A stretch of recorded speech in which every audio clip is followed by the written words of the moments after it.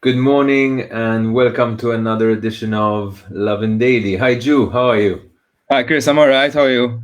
All right, very good. It's Thursday, coming to the end of the week already. Well, it's actually my end of the week. I'm off tomorrow, so. Okay, it's your Friday then. So, hi guys, thanks for watching. Today's stories are these. So, we've got one new case of COVID-19. We'll discuss some other findings from yesterday's press conference. Health Minister Chris Fenech is confirming that some measures could be lifted within the coming days. So, we finally have a bit of a sense of the light at the end of the tunnel. We have a story about the way a minister decided about a high-rise policy shortly after meeting Yorgen Fenech, the man currently awaiting trial for the murder of Daphne Caruana Galizia. The cabinet is discussing a proposal to give a large tract of land to the hunters for them to manage it. And we have an update on the case of Repubblika against the AFM and the Prime Minister regarding the migrant rescues at sea, where the lawyer Jason Azzopardi, Nationalist MP Jason Azzopardi, has moved to step down as the lawyer. So let's just get started. Julian, from yesterday, what have we had besides there being one new case only of COVID-19? Okay, so beyond the positive news that there was just one new patient, we actually had 15 more people have recovered. So this means the active cases is actually down to 276. There were no new cases in the Halfar Open Center. However, there are 43 patients in there. So they're accounting for quite a large portion of active cases at the moment. And we've sort of reported in the past that tensions are building up in the Halfar Open Center. And as a matter of fact, yesterday, one man actually tried to escape twice from the center. He was apprehended, obviously, and now will probably face mandatory quarantine fine. So he probably could be fined in the region of maybe 6,000 euros. So it's actually quite a large sum. On a side note to this, it was actually yesterday was actually also predicted to be the peak of the case in Malta, according to a foreign study. So maybe now we're actually going to start moving forward a bit. Mm-hmm. Although it didn't really feel like the peak at all, right? With one case. So I don't know if we've sort of become way ahead of the curve or managed to flatten the curve completely. I think we'll have another press conference with Charmaine today where we can get some more clarity, right, of the number of cases we'll be seeing today. What's interesting as well, Charmaine has always said that the relaxation of the measures could come when Malta hits an R0 factor of 1. And now we've reached 1.1, so we're really close to that. And in fact, our second story is about how the health minister and deputy prime minister Chris Fenech yesterday in Parliament said that some measures could start to be lifted in the coming days. So there's been some hints over the past few days that we're looking towards the end of the tunnel, as we said before. Still don't know how. We still don't know what measures would be relaxed first. Presumably, things like travel would be one of the last things. Probably even hanging out in restaurants and bars, but perhaps shops can start to open shortly, and maybe other things. I don't know. Maybe we'll get some more clarity on that. Yesterday as well, there was an announcement by the Youth Chamber Network, right, Julian? What exactly are they saying? Yes, basically, they're essentially calling for Malta to start planning to reopen its airport, particularly for commercial reasons. You've got a lot of young people, a lot of businessmen, not just young people, who work abroad, who sort of their incomes rely on travel a bit. But I'm not sure how long it's actually going to be before travel restrictions are lifted. The government authorities abroad have made it clear that these will probably be one of the last measures to be lifted. Given how quick people can travel by air and the globalized nature of things, once airlines are open, we'll probably end up experiencing a second wave. So you can understand why authorities are being kind of cautious. But at the same time, whether the government is planning for air travel to reopen in September or in December or next year, that can really make a difference for business owners in the travel sector, etc., right, in terms of their planning. So I think that's the emphasis over there. Yesterday as well, we had a story. Yorgen Fenech popped up in the headlines once again, right? Yes, after a few months actually being focused on the coronavirus, Yorgen Fenech has emerged in the news once again.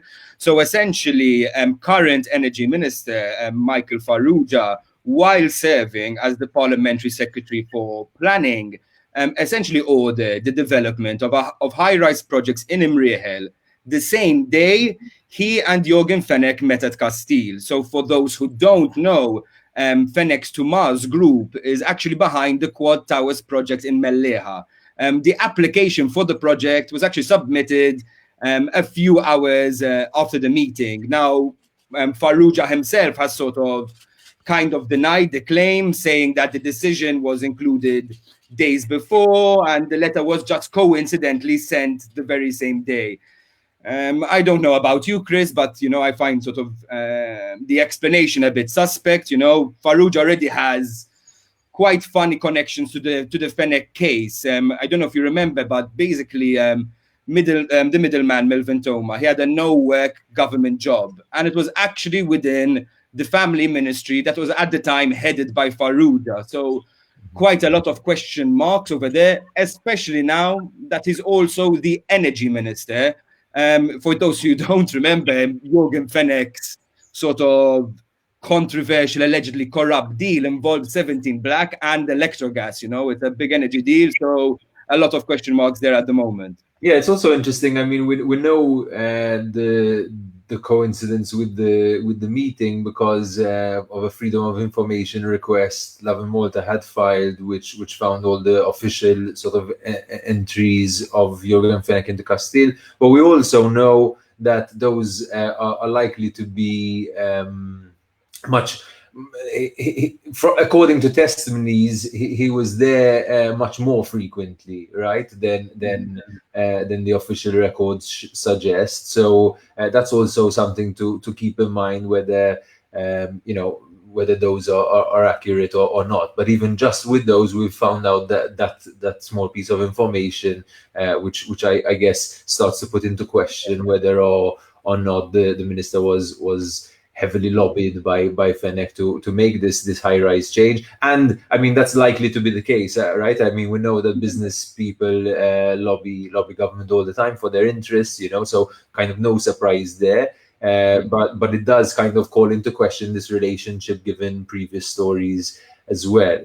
Fenech was actually in the news for other reasons yesterday, but beyond all this controversy. So he actually submitted another bail request yesterday. It was denied, but now we know that actually his court sittings will probably go virtual online while the courts remain closed. Yeah, which is a really good, I think, development in terms of courts going online. I think the idea of stopping everything for months on end doesn't really make sense, and also the idea that we can't follow court cases online. That should also be something I think that we're discussing and trying to implement as maybe a positive measure from the COVID-19 crisis.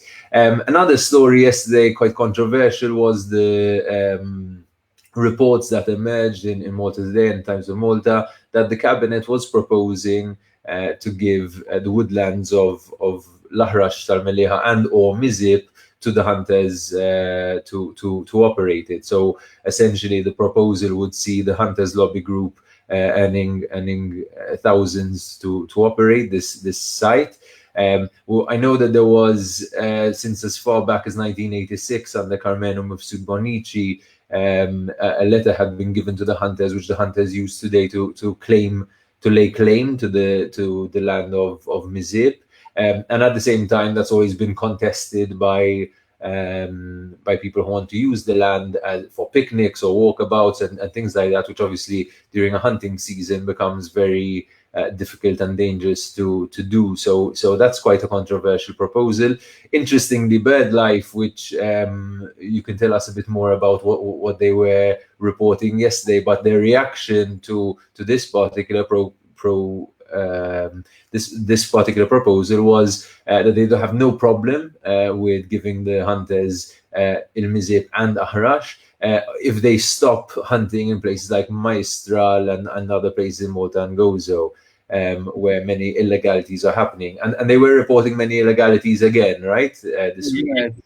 Actually, yesterday, BirdLife Malta actually filed a police report with the police commissioner to get all 6,000 hunting licenses revoked. Now, they argue that since it was issued by the Gozo Ministry and not the Environment Ministry as it usually is, then the licensing this year isn't legitimate and they should all be revoked.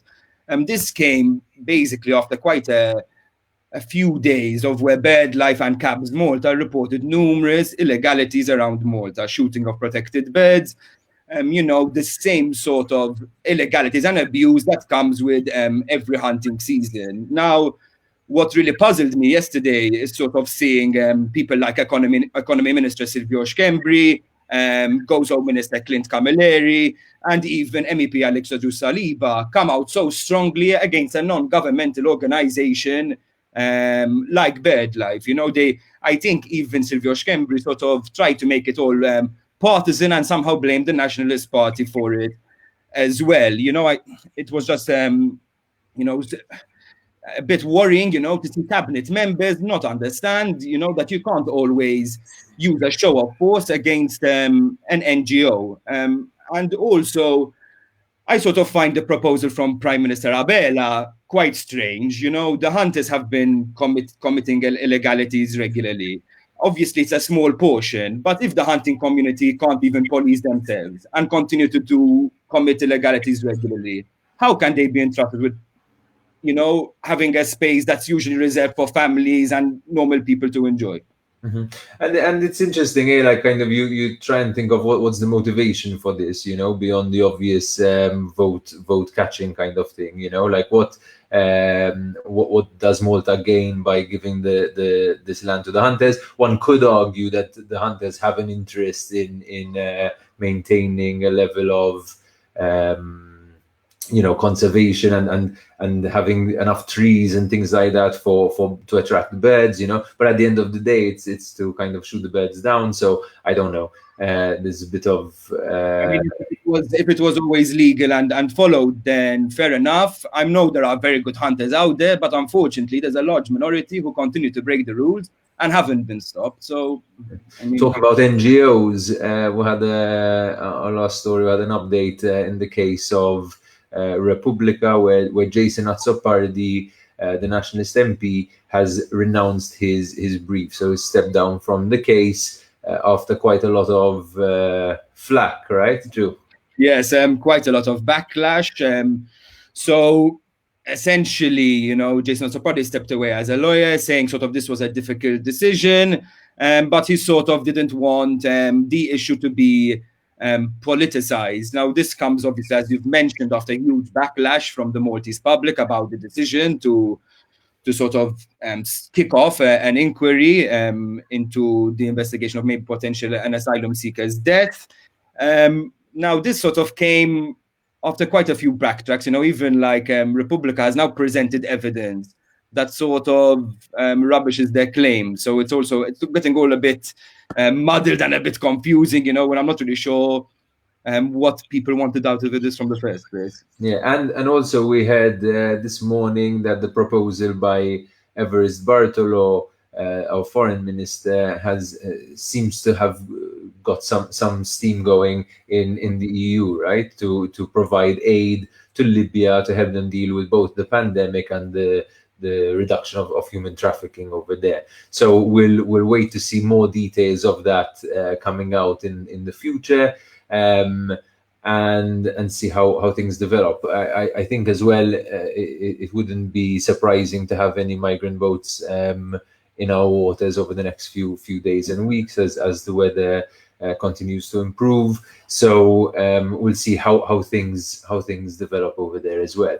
So that's about it from us. Yesterday as well, Lovin Malta Social Media Awards nominations have come to a close. We had more than 25,000 people submitting nominations. We'll be going through those nominations today, and we'll soon have the nominees out for voting. So watch this space for more of that. Also, for today's press conference with Charmaine Gauci. If you guys have any questions you'd like us to ask, feel free to submit them over here in the comments, and we'll try and get to those as well. Ju, have a good day. You too. And enjoy your day off tomorrow. Everyone who's watching, thank you very much for following, and have a day full of loving.